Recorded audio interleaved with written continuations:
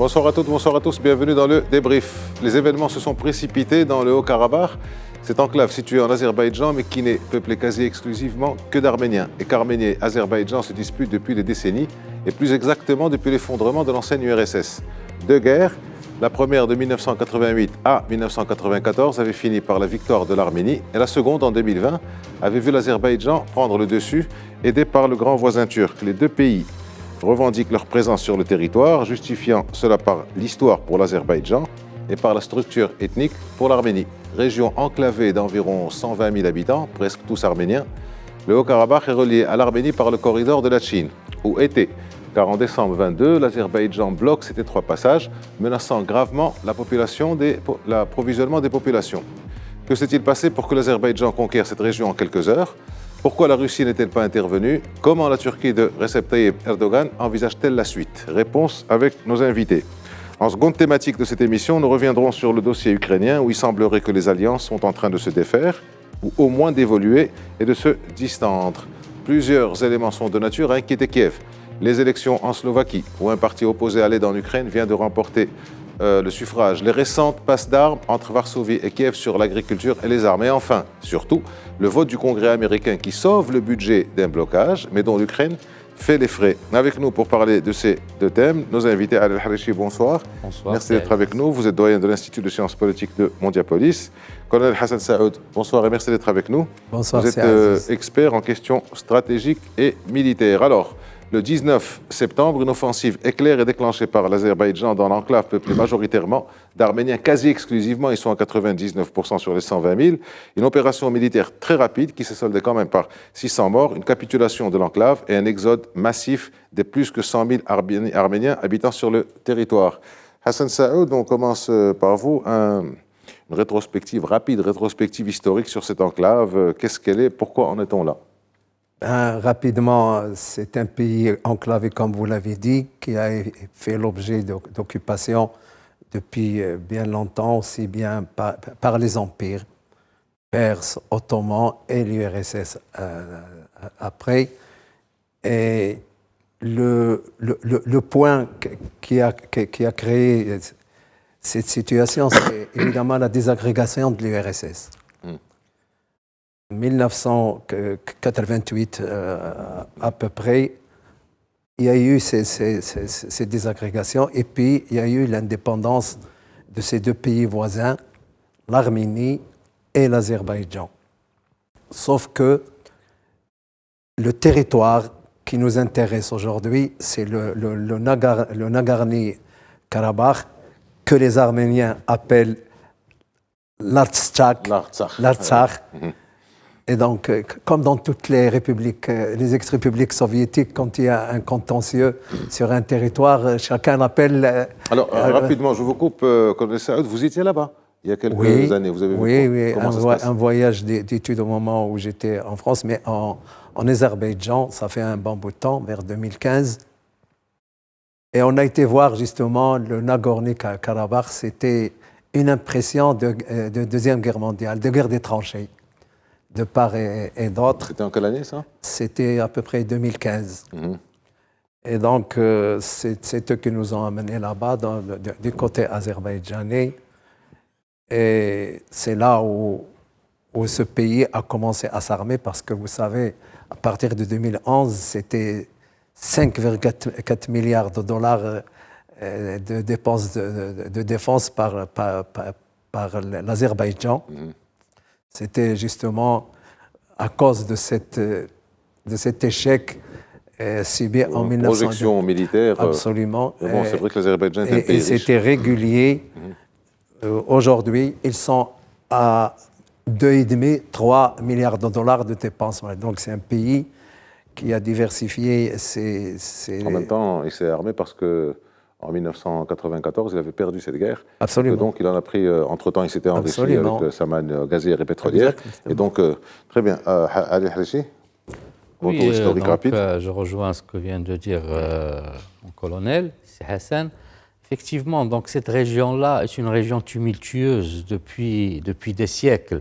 C'est une région qui a connu l'extension de plusieurs empires, les Perses, les Ottomans, et puis l'Empire soviétique. Donc cette région-là, même s'il y a eu l'extension des empires, il avait sa particularité.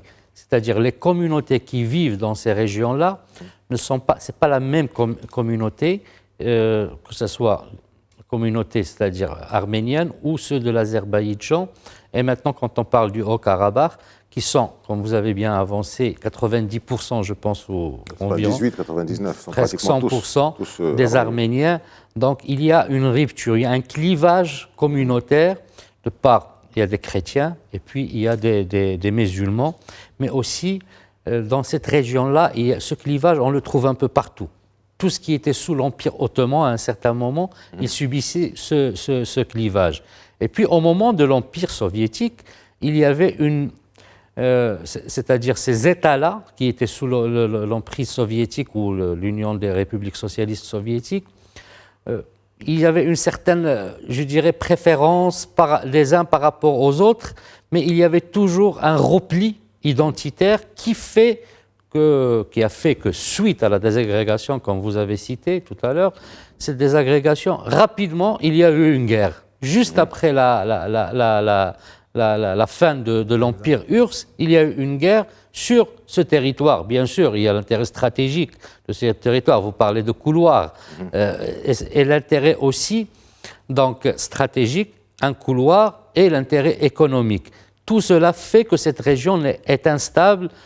Il a été stabilisé par la force des empires à un certain moment. Mais dès que les empires sont partis, on a vu les replis identitaires et cela a donné la première guerre que l'Azerbaïdjan a perdue, et puis bien sûr les autres guerres, et puis celle-là on rappelle aussi que nous sommes en train de vivre. Que dans la politique des nationalités de la toute jeune URSS, donc au début des années 20, en 1923, il y avait un monsieur qui s'occupait de la politique des nationalités de l'Union soviétique, qui s'appelait Staline, Joseph Djougashvili pour les intimes, et qui avait décidé, allez hop, voilà, ces territoires arméniens, on l'affecte à l'Azerbaïdjan. Ce qui fait que quand il y a eu démantèlement par la suite de l'Union soviétique, forcément, c'est le legs de la politique de nationalité de Staline, qui n'était pas encore le patron de l'URSS, mais qui allait le devenir. Ça, c'est une autre histoire. Alors, je reste avec vous. Quand on parle du URSS, donc démantèlement, effondrement en 1991, par la suite, il y a eu la Russie, et la Russie a toujours été le protecteur, entre guillemets, de l'Arménie, depuis la première guerre de 88-94, et elle a été aussi, la Russie, garante des cessez-le-feu qui ont suivi. Elle avait, depuis donc 2020, même avant, mis une force d'interposition dans cette région-là. Et puis là maintenant, en quelques heures, 19-20 septembre, en quelques heures, c'était fini. La Russie n'est pas intervenue. Ça veut dire quoi? Affaiblissement de cette Russie avec la guerre en Ukraine, ou l'opération militaire spéciale, comme il l'appelle. Oui, on peut parler d'affaiblissement. Là, on est dans un nouvel ordre mondial. On n'arrête pas, on ne cesse pas de parler de basculement. En gestation. En gestation, mais il y a des ruptures. Il y a des ruptures avec l'ordre passé et un basculement vers un nouvel ordre mondial avec un nouveau positionnement des puissances qui, je ne veux pas dire qui déclinent ou qui se fragilisent, et d'autres qui se consolident et qui montrent qu'ils sont présentes au niveau de la scène internationale. Maintenant, le cas de la Russie, ça fait presque 19 mois de guerre depuis ce 24 février de l'année dernière en Ukraine.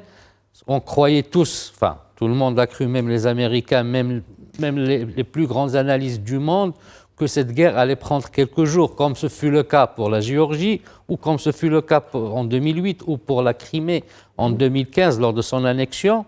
Mais maintenant, cette guerre, elle dure. Déjà, elle durait avant d'être déclarée 2 ans avant, et il dure depuis 19 mois, et la Russie a montré ses limites par rapport, c'est-à-dire militaires, face à l'Ukraine, certainement, qui est épaulée par l'Occident, parce que on parle de guerre de positionnement, mais par acteurs intermédiaires. C'est pas l'Ukraine, il cherche les armes, il a les armes qui viennent des Européens, des Américains, elle a des aides, donc elle représente l'Occident, mais en même temps, la Russie a montré ses limites. Cette puissance en dehors de la puissance nucléaire qu'est la Russie aujourd'hui, et même le président qui a dit on va essayer certains missiles intelligents, je pense, ou qui vont avoir des cibles, mais je ne pense pas pas qu'un État puisse le faire aujourd'hui. La dissuasion nucléaire, elle est toujours d'actualité. La Russie a montré ses limites. Aujourd'hui, dans ce conflit-là, la Russie n'intervient pas. Alors que c'était le protecteur de l'Arménie. Et je reviens aussi à tout ce qui est identitaire. Donc, par rapport à l'Arménie, il y a d'autres enjeux.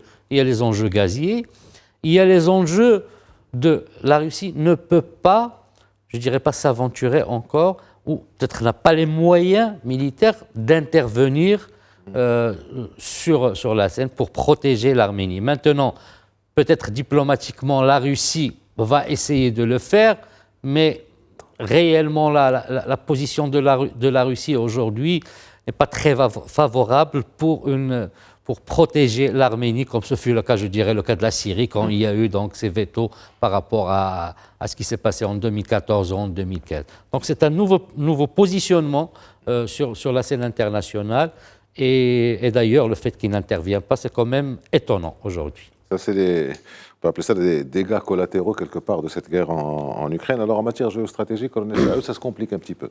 Si on prend l'axe Turquie-Azerbaïdjan qui reste un peu logique ou naturel pour la raison de l'Azerbaïdjan étant le prolongement de la Turquie, et puis on connaît l'hostilité historique des Arméniens et des Turcs mutuelle, l'hostilité mutuelle depuis donc le génocide de 1915, ce qui a été présenté comme ça.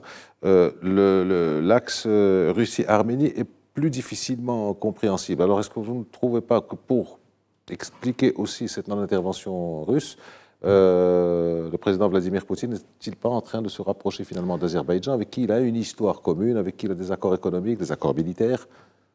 Tout d'abord, pour abonder dans ce qu'a dit Ali, la guerre de 88-94 a créé 800 000 réfugiés, 800 000 déplacés côté Azerbaïdjan et 400 000 côté arménien.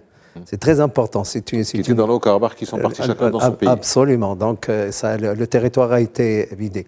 Pour ce qui est de la Russie, je pense qu'il essaye de faire un équilibrisme aléatoire, dans la mesure où c'était censé être une force d'interposition. Visiblement, il n'a pas réussi, et la détermination des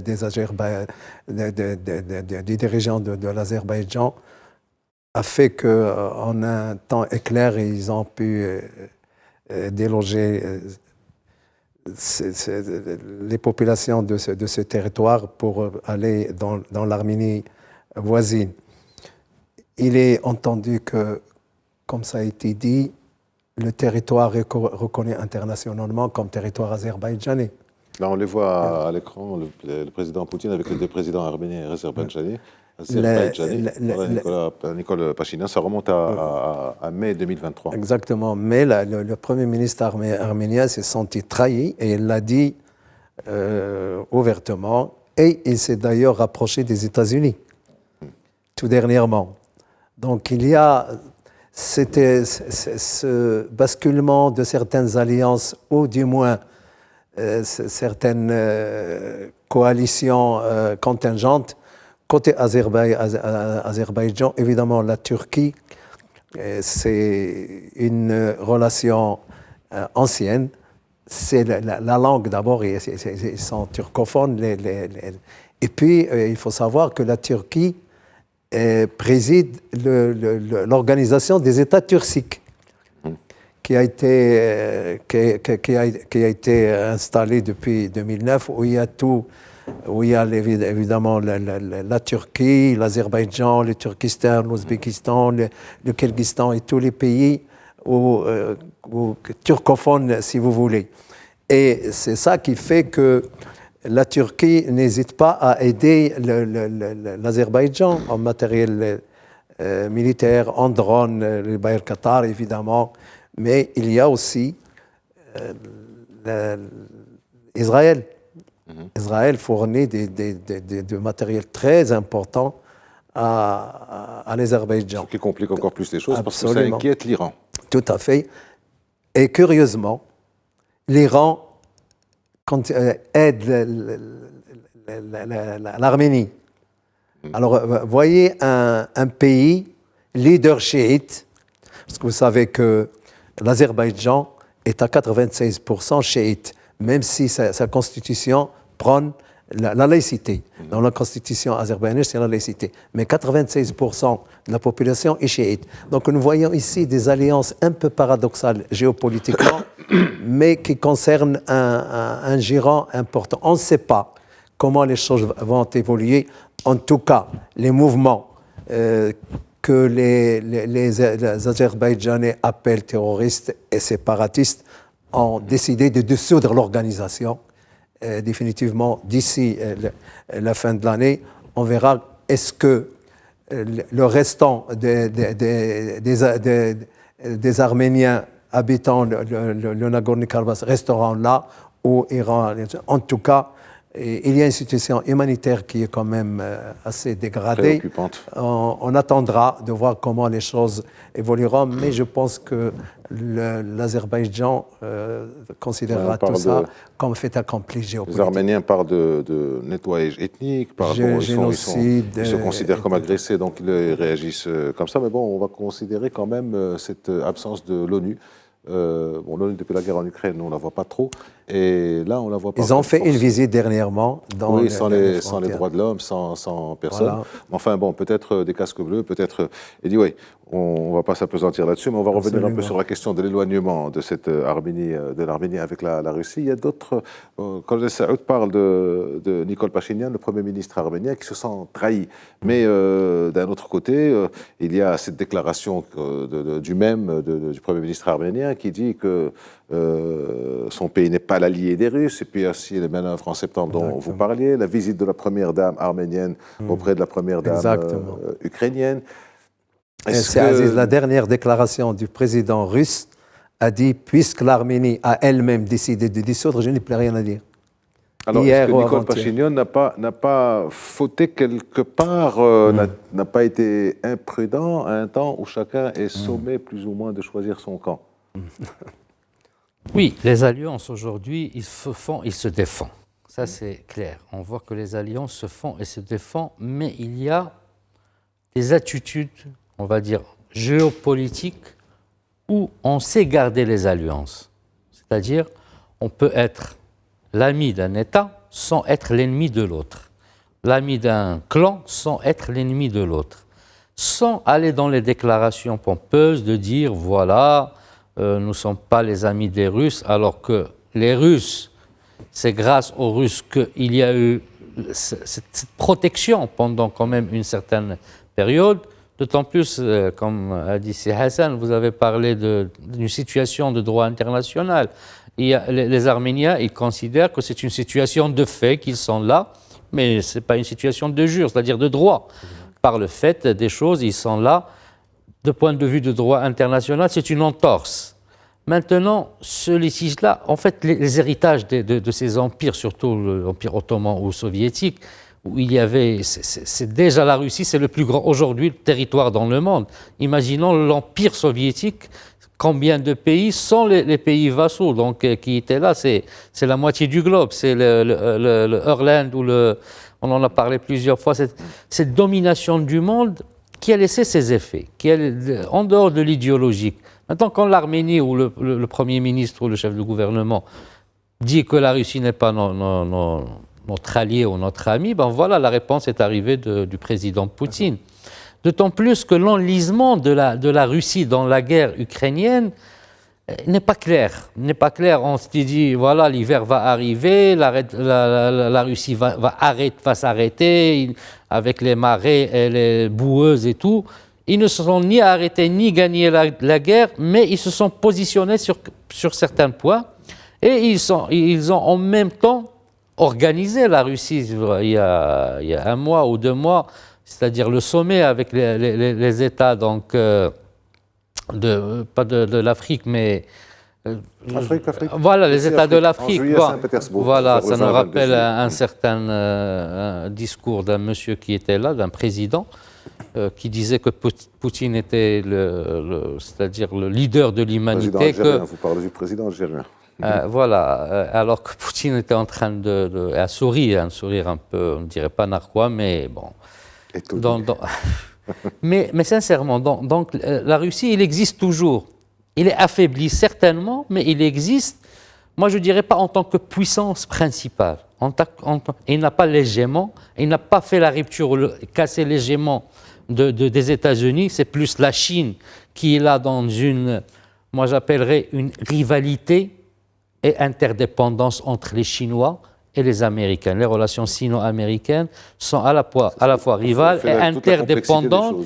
Et la Chine, sa présence, elle a joué sur le conflit russo-ukrainien. Donc maintenant, l'Arménie, c'est le dernier souci peut-être de Poutine. Il doit résoudre cette problématique de l'Ukraine et puis ses autres alliances, les alliances où il gagne le plus, d'autant plus que l'Azerbaïdjan est un pays gazier. Et on voit l'Europe, bien sûr, l'Europe qui ouvre grand les yeux devant l'Azerbaïdjan et qui tend les mains, parce qu'avant, il condamnait toujours l'Azerbaïdjan. Aujourd'hui, avec la crise gazière, c'est l'Azerbaïdjan qui devient le fournisseur, enfin un des fournisseurs principaux. Et il ne faut pas qu'il soit... Sachant que les Russes sont à 20% à peu près dans l'entreprise, dans la compagnie nationale azerbaïdjanaise. Les Européens n'ont pas arrêté d'acheter le gaz russe. Au contraire, ils payaient l'effort de guerre de la Russie. Maintenant, la Russie, il joue ce jeu intelligent dans cet échiquier. Il faut garder l'Azerbaïdjan, c'est un pays gazier. Les Européens viennent pour se nourrir ou se ravitailler de ce gaz, donc il faut le garder comme allié.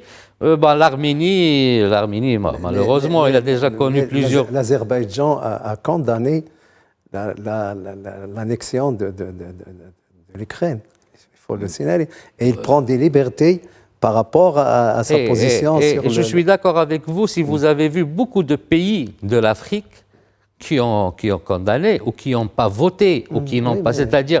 Et puis la Russie n'en a pas pris, c'est-à-dire Poutine, le traitement qu'il a avec les États africains, il n'a pas pris cure de cette réaction de beaucoup d'États africains. Il calcule ses alliances. Et ça, c'est de la géopolitique. On est dans une géostratégie. C'est des positions qui évoluent, en fait. Les Russes, ce sont des grands joueurs d'échecs, il faut le dire. Et ils calculent leur coup sur plusieurs, c'est-à-dire le coup, l'après-coup, c'est-à-dire sur plusieurs coups.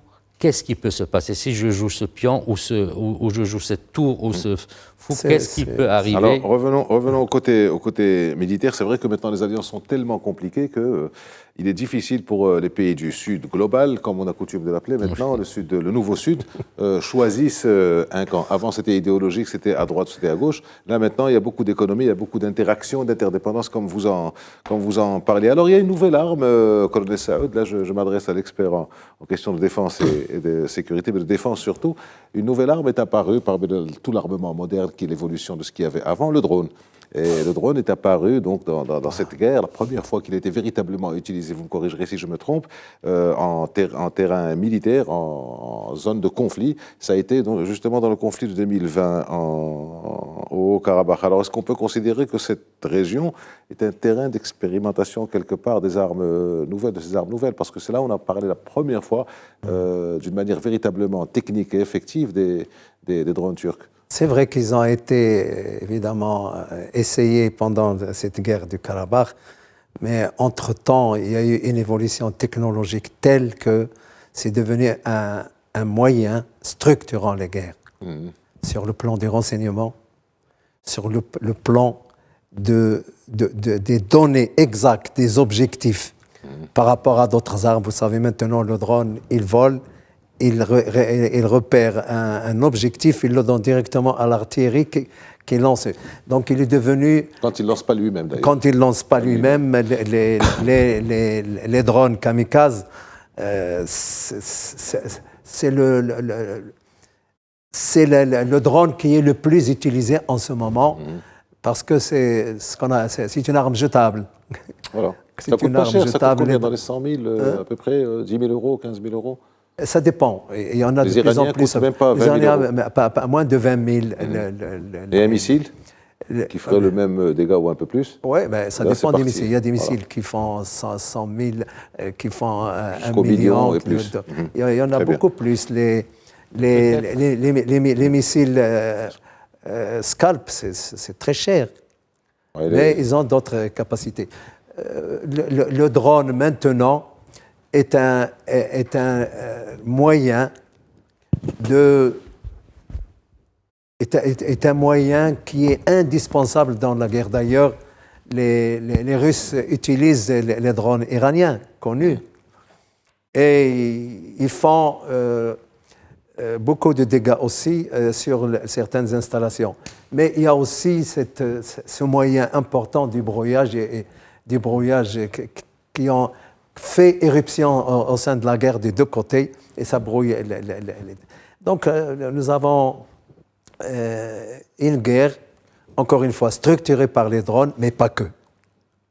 Il y a d'autres moyens dont on pourra peut-être parler après, mais ils ont donné l'avance sans être des game changers, mais ils ont donné une valeur ajoutée guerrière aux uns et aux autres selon leur position sur le terrain.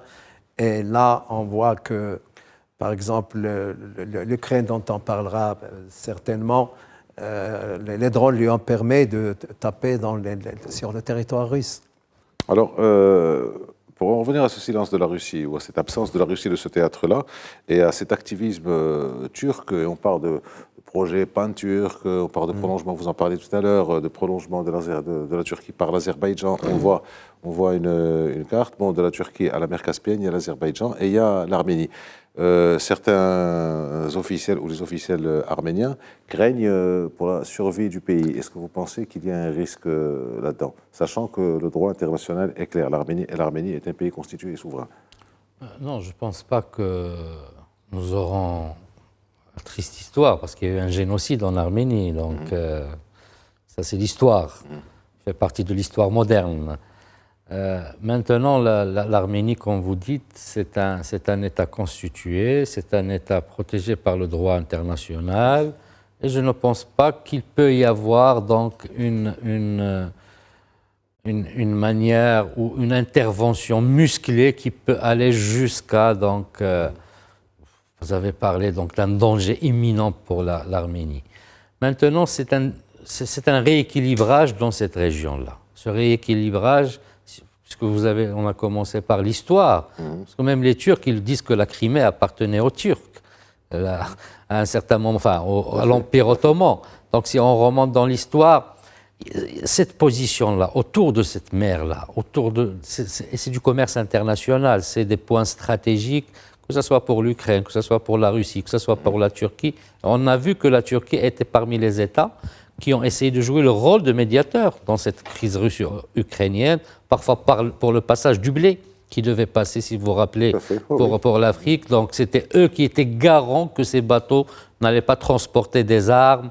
Donc ils jouent un rôle, bien sûr, et les pro-Azerbaïdjan, comme vous l'avez bien dit, donc, dans cette consolidation de ces pays turcs, enfin anciens pays turcs ou cette organisation, mais en même temps, la Turquie a beaucoup d'intérêt dans cette région et il n'a pas intérêt qu'il y ait une déstabilisation dans cette région.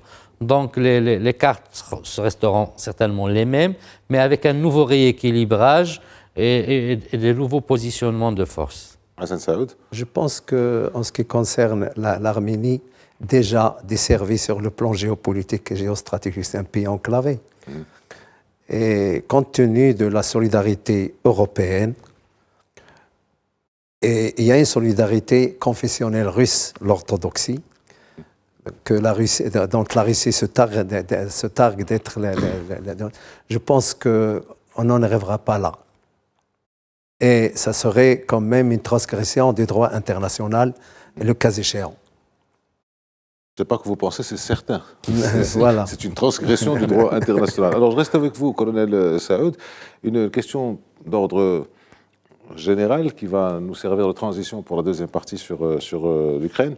Alors, je vais vous donner 3 ou 4 dates avec des pays. Vous allez comprendre de quoi je parle. Irak en 2003, Géorgie en 2008, Libye en 2011, Syrie en 2014-2015, Ukraine en 2022. Est-ce qu'on assiste à une sorte de désinhibisation désinhibisation, je l'ai dit du premier coup, de l'usage de la force en matière de relations internationales, dans cet ordre international justement qui est en train de se constituer, mais qui a encore des contours absolument flous et opaques. Est-ce que vous pensez que c'est la nouvelle C'est vrai, ce sont des épisodes, nature des relations internationales? Ce sont des épisodes tristes.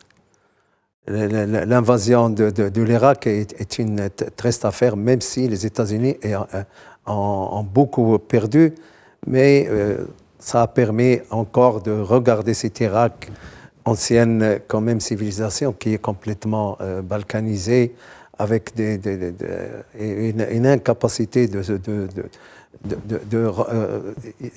ramasser un peu le puzzle. L'Afghanistan, c'est aussi une catastrophe de ce siècle. Et puis nous avons évidemment toutes ces velléités de reprise d'influence par la Russie, la Géorgie, et évidemment les anciennes républiques où on a créé des chevaux de Troie, comme l'avait dit le président Poutine. La désagrégation de l'URSS est la plus grande catastrophe géopolitique du monde, et c'est à partir de ce credo-là qu'il a essayé de reprendre les anciens espaces, bon an, mal an, et le dernier épisode, c'est l'Ukraine. C'est vrai qu'il y a cette désinhibition, mais il y a aussi ces vraiment transgression des droits internationaux face à l'incapacité des Nations Unies d'intervenir. Et on a vu comment, plutôt que les États individuels ou dans des relations bilatérales, on règle mieux les problèmes que l'ONU elle-même, et c'est vraiment dommage pour la paix internationale. Ali Harichi, le colonel Saoud nous parle de désagrégation de l'ordre international. Est-ce que ce n'est pas, avec cette forme, encore une fois, d'usage de la force un peu intempestif, est-ce qu'on n'est pas en train d'assister à une sorte de déconstruction, reconstruction d'un ordre international différent? Oui, c'est une recomposition du nouvel ordre mondial. Sur de nouvelles bases, avec de nouveaux acteurs. Une reconstruction du nouvel ordre mondial, puisque après le démantèlement de l'URSS, nous avons eu 10 ans exactement, de l'hyperpuissance américaine, le gendarme du monde, qui intervient pour une raison ou pour une autre. À partir de 2001... Kosovo, par exemple. Le Kosovo, c'était la fin des 90, 99. En Somalie, donc bien que c'était un échec en Somalie, le Rwanda, ils n'ont pas intervenu alors qu'il y avait un génocide. Ils ont intervenu en Haïti. Donc, lors de cette période, et puis là, ça a commencé avec la tempête du désert, donc en 90-91, bien sûr sous l'égide de l'ONU, puisqu'il y avait un pays qui était agressé, qui était le Koweït. À partir de 2001, le basculement, ou le nouveau basculement, ou la rupture avec le nouvel ordre qui s'est créé de l'hyperpuissance sur deux côtés. L'un sur le côté économique, l'émergence de la Chine qui intègre l'OMC, donc l'Organisation mondiale de commerce, et donc voilà une civilisation ou une puissance économique qui vient sur l'arène internationale, et de l'autre côté, il y a eu les attentats du 11 septembre. Et là, les Américains vont aller dans le soft power, plutôt dans le hard power, c'est-à-dire l'intervention économique et militaire. Et ils vont intervenir, comme vous avez bien dit, en Afghanistan, et puis en Irak, et on va parler de ce qu'ils ont appelé la guerre préventive. C'était un nouveau concept qui est arrivé en ce moment-là, au début des années 2000, la guerre préventive. Mais là, c'était le début de la rupture avec cet ordre de l'hyperpuissance, parce qu'il y avait l'émergence et de l'Inde, de la Chine, et puis même de la Russie, qui devenait même une puissance mondiale, le retour de la Russie avec l'arrivée de Poutine. Donc tout cela a fait que l'ordre mondial, elle était en train de changer, pas dans cette hyperpuissance, mais la fin de l'hyperpuissance ou de l'hégémon américain, surtout à partir de 2008, avec l'arrivée d'Obama, il va prendre une autre optique, il va faire ce qu'on appelle le pivot asiatique, et puis le behind, c'est-à-dire le recul un peu en arrière. On n'intervient plus parce que ces guerres-là sont un peu différentes. On n'intervient plus avec l'armée américaine, on intervient par une armée interposée. Bon, c'est ce qu'on voit aujourd'hui, c'est ce qui s'est passé en Libye. Le cas de la Syrie, il est un peu plus ou moins différent parce qu'il y avait beaucoup d'intérêts. Tous les cas sont différents, tous les cas sont particuliers. La Géorgie, c'est un autre cas qui... Mais si on prend... Il y a le Yémen... Alors, on peut parler des ruptures. La première rupture, à mon sens, démantèlement de l'URSS, nouvel ordre mondial, hyperpuissance américaine. À partir de 2001, nouvelle rupture et qui va donner l'émergence de ces nouvelles puissances jusqu'en 2000, jusqu'à aujourd'hui, mais le déclenchement de la guerre russo-ukrainienne, à mon sens, est le moment d'une rupture totale avec ces deux ordres et le basculement vers ce nouvel ordre mondial qui reste incertain, à mon sens, mais on est dans un monde, on est dans un monde où on a vu la Chine qui devient un médiateur entre l'Iran et l'Arabie Saoudite. On a vu l'Arabie Saoudite qui tourne. À succès. L'Arabie Saoudite qui est le pacte du Queen avec les États-Unis, le plus grand allié qui va avec la Chine, mais en même temps, comme j'ai dit tout à l'heure, la Chine, la relation sino-américaine, parce qu'il faut voir ça dans sa globalité, il est interdépendante. Cette rivalité, elle est là, mais c'est 700 milliards de dollars d'échanges, avec un déséquilibre, certes, par rapport aux États-Unis, par rapport à la Chine, mais tout le monde, 1100 et quelques milliards de dollars de crédits que les Américains, enfin les Chinois ont aux États-Unis, tout cela fait que cette guerre russo-ukrainienne a montré qu'il y a une nouvelle recomposition, de nouvelles alliances, mais les nouvelles alliances, ce n'est pas « je suis avec toi, donc je suis contre l'autre ». Non, je suis avec toi, je suis ton allié. C'est une nouvelle donne qui est intéressante. Mais l'autre n'est pas mon ennemi. Ce n'est plus binaire ou manichéen. Vous êtes mon ami, mais votre rival n'est pas mon ennemi.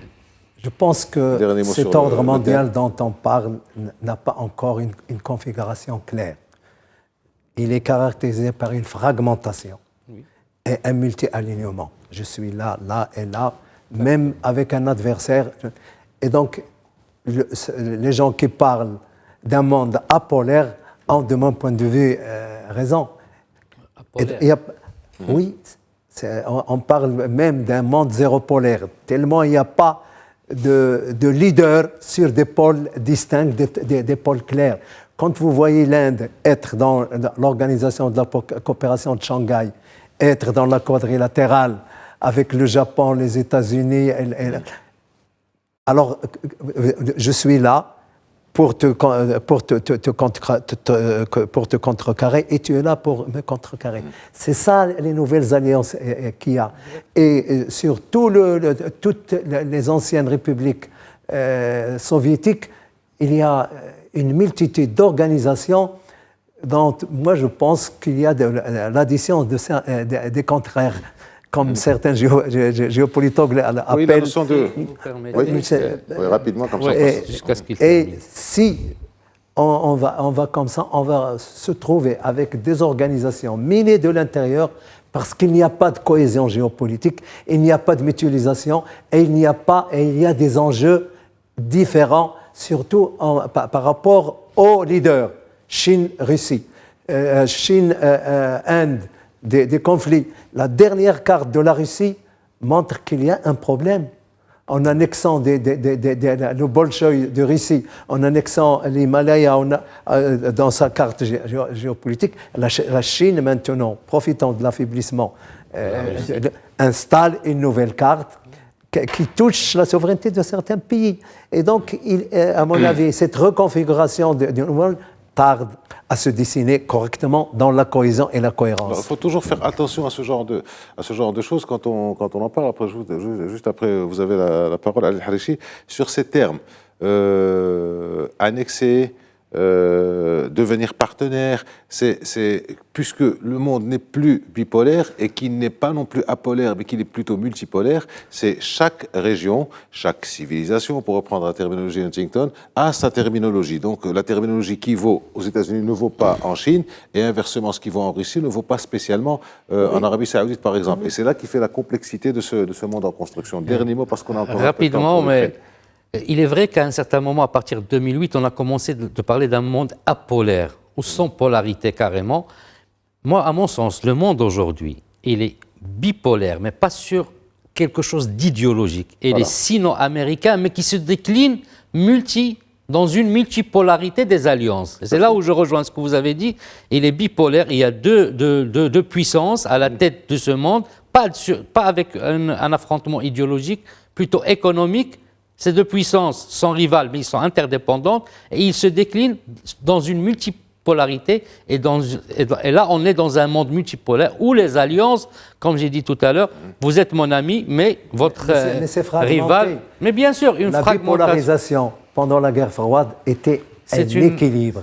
Mais c'était de la terreur. C'était un équilibre de la terreur avec la dissuasion nucléaire. Ce qui n'est pas le cas aujourd'hui. Mais ça n'a pas empêché que cet équilibre de la terreur, qu'il y avait des guerres en Afrique. On revient à Patrice Lumumba, qui était avec les soviétiques, et puis l'autre, c'est-à-dire qui était avec les Américains, quand on va vers l'Angola. Donc il s'exprimait ailleurs. Je vous vois passionné par la globalisation du débat donc sur le plan géopolitique, mais on était sur le conflit Azerbaïdjan-Arménie. Nous allons passer au conflit ukrainien, qui est quand même dans ce monde en construction, encore une fois, dont vous parliez tous les deux, qui est un point de crispation quelque part, où les choses ne se passent pas d'une manière aussi souple, aussi fluide, aussi discrète, parfois avec des drames humains qui se nouent, mais un point de crispation et une guerre pratiquement, pas mondiale, mais une guerre qu'on va dire globale. Alors, on a l'impression que l'Ukraine passe aujourd'hui une passe diplomatique difficile au niveau des soutiens.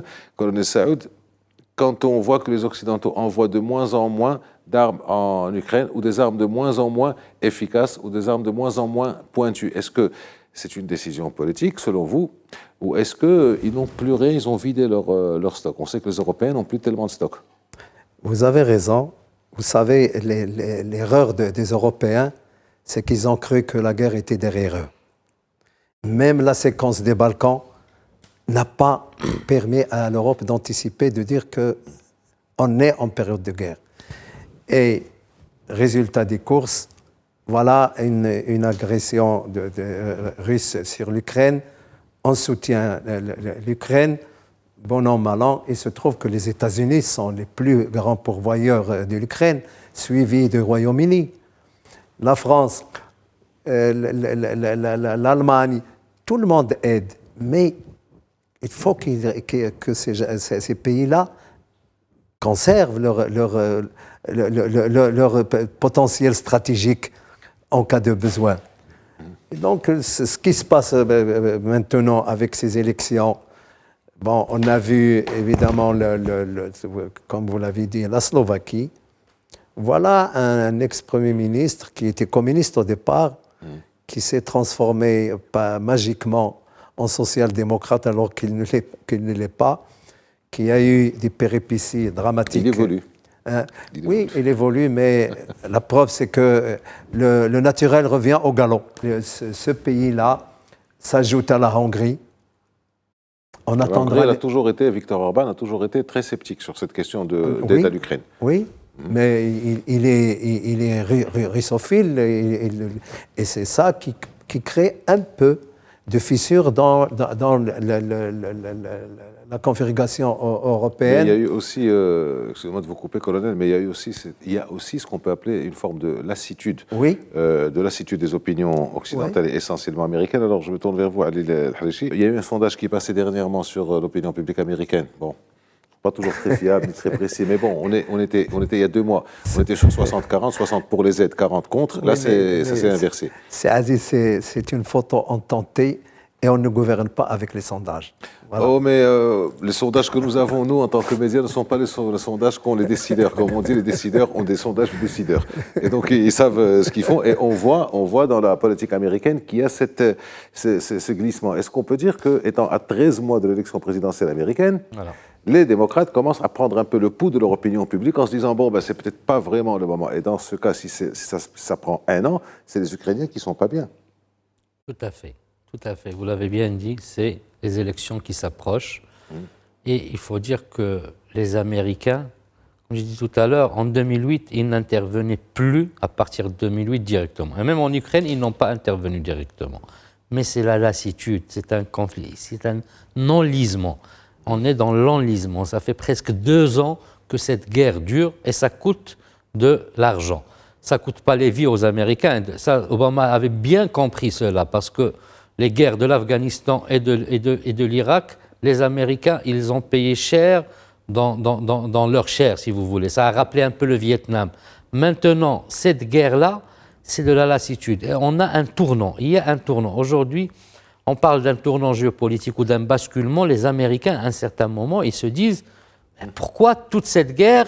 Et il y a bien sûr les élections qui arrivent. Il y a de l'autre côté une autre voix qui dit bon, voilà, on n'a pas à régler quelque chose que les Nations Unies doivent régler normalement. Aussi, oui.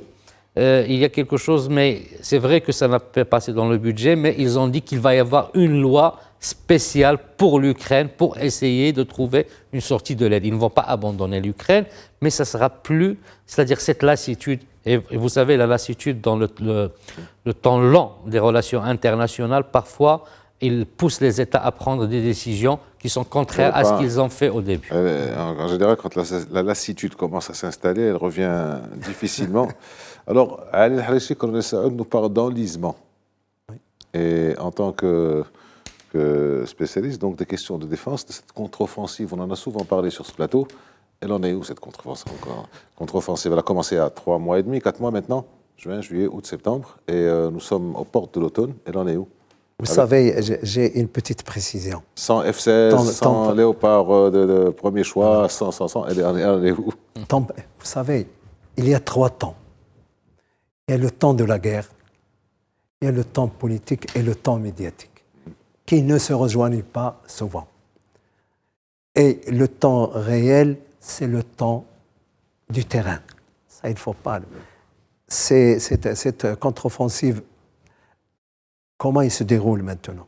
Il y a une guerre d'attrition dans la profondeur pour neutraliser la logistique, les dépôts de munitions, les voies de communication. Ce que fait l'Ukraine et la Russie également par des bombardements en profondeur. Vous savez, il y a beaucoup de progrès, sauf qu'on a traversé quand même la première ligne de défense qu'on appelle Surovikin, hein, qui porte le nom de ce général. Sur le terrain... C'est un chef d'état-major. Exactement. Sur le terrain... Derrière dernièrement en Algérie. Absolument. Et depuis, on ne l'a pas vu. Voilà. Donc, ceci dit, c'était une visite qui devait être secrète. Voilà.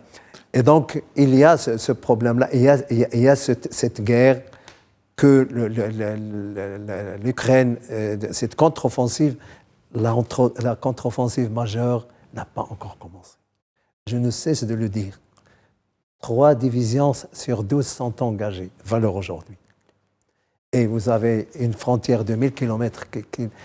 Et sur Bakhmout, il y a, vous gagnez du terrain, vous le perdez, mais c'est dans le sud, vers la partie de l'Ukraine et vers la mer Noire, il y a des progrès, il y a des bombardements, il y a de l'artillerie, il y a des missiles qui vont... On a tapé sur... Alors, on a souvent parlé on a souvent débattu, vous et moi, sur cette question. Bon, maintenant, il y a une position russe qui est là avec les différentes lignes de tranchées et les, comment on appelle ça, les dents de dragon, les champs de mines, les fossés. Et manifestement, peut-être que c'est pour ça qu'ils engagent 3 divisions, les Ukrainiens, parce qu'ils n'arrivent pas à passer. En revanche, tout à l'heure, j'ai parlé, à El-Harissi, il nous reste exactement 1 minute et demie. J'ai parlé de la Pologne, de la Hongrie, de la Slovaquie, enfin, on a parlé des États-Unis, mais il y a aussi les Anglais qui s'étaient énervés un peu contre les Ukrainiens, qui ne considéraient pas très reconnaissants. Les Français, dernièrement, le ministre de la Défense qui a dit on ne cédera plus qu'exceptionnellement, c'est-à-dire que maintenant on vend, que maintenant on ne donne plus. Est-ce qu'on peut tout simplement parler rapidement, en 1 minute et demie, d'un lâchage progressif de l'Ukraine? Je ne dirais pas d'un lâchage progressif. L'Ukraine ne va pas être lâchée, mais ne va pas être aidée de la même manière. Parce que, pour être clair, la Russie ne va pas perdre, ne va pas gagner peut-être la guerre, mais la Russie ne peut pas sortir perdante de cette guerre, ne peut pas échouer à la fin. Il ne va peut-être pas récupérer tout ce qu'il voulait, mais la Russie ne peut pas sortir. Il est affaibli, mais il ne peut pas sortir, c'est-à-dire après avoir perdu une guerre. Mais il y aura une solution, certainement, une médiation, une solution de l'ONU, parce que cette guerre devrait s'arrêter. Même si, bon, vous avez parlé de 12 divisions qui prendront, mais je ne pense pas que dans l'intérêt même géopolitique de ce monde, qu'il y aurait une guerre qui va pousser la Russie carrément à perdre la guerre. Moi, je pense que c'est le rapport de force qui déterminera et les négociations et la paix ou la guerre. Donc c'est peut-être pour ça que chacun essaie de jouer les positions, mais en même temps ne plus aider, ne plus perdre le soutien conditionnel des Occidentaux. C'est quand même un peu difficile pour les Ukrainiens, mais enfin bon, wait and see, nous verrons ça dans les prochains jours, prochaines semaines et surtout après l'hiver. Colonel Hassan Saoud, merci. Docteur Ali El Harichi, merci. Merci à vous de nous avoir suivis. À la semaine prochaine.